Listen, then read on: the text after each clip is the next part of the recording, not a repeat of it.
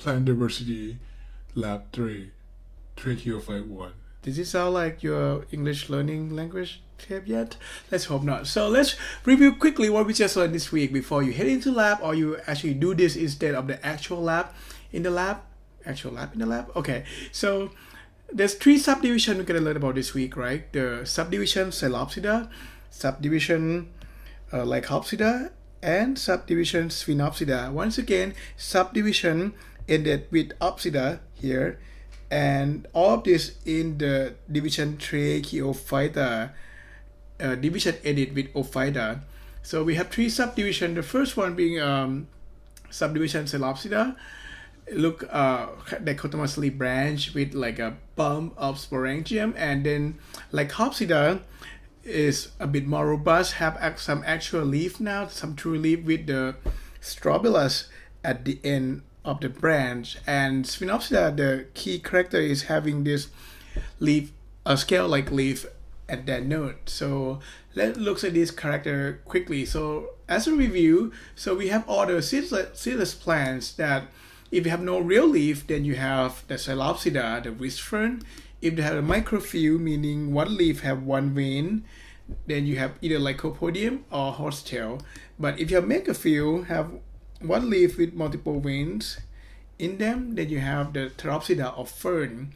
Within the microphyll group, you have scale-like leaf, which is a small tiny leaf that look like a scale. Then you have a Sphenopsida, and if you have more expanded leaf, like the big leaf that expanded, then you have the Lycopsida. So the scale-like leaf look like this, a small little one on the nodes. It doesn't really look like a leaf, but it's actually a leaf that look more like a scale. So to compare the leaves, so you have this Coelopsida doesn't have a real leaf, they have a leaf like scale. So there's no scale, you can see this is a vascular tissue go through the middle. So there's a vascular tissue. But that vascular tissue doesn't really go into the leaf-like structure. So that's why we call them leaf-like scale. But for Lycopsida, Lycopodium and Sectionella, they do have leaf, the actual real true leaf. Right? There's true leaf, but this one is microphyll, will have one vein going through each leaf. This one also have one vein going through each leaf, but they also have two sides of leaf, the big one and the small one. So that's why they call them also microphyll. But this is also that's why we call them heterophyll. But this is also called microphyll. And finally, the Sphenopsida have the leaf, the tiny small leaf that look more like a scale. And you can tell that it's actually real leaf. You can see the vascular tissue going into each part. So that's why we call them scale-like leaf. So you can just look at the leaf or the things that look like a leaf. Then it's become you can compare these these three subdivision in four group quite easily.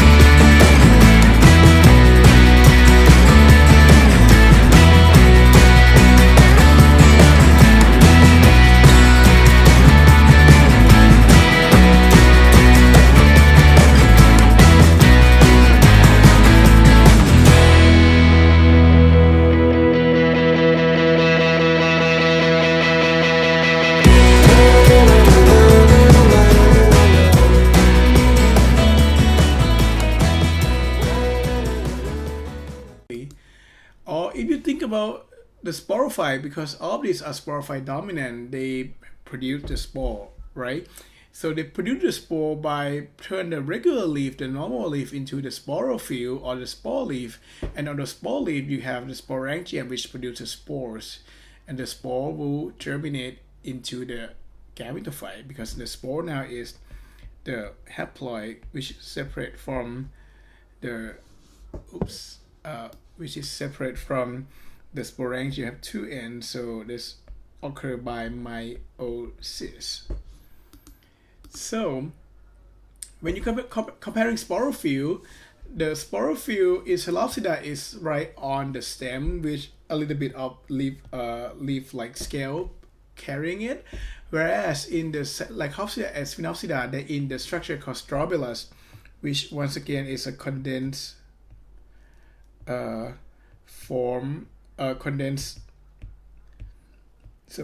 condensed stack of sporophyll.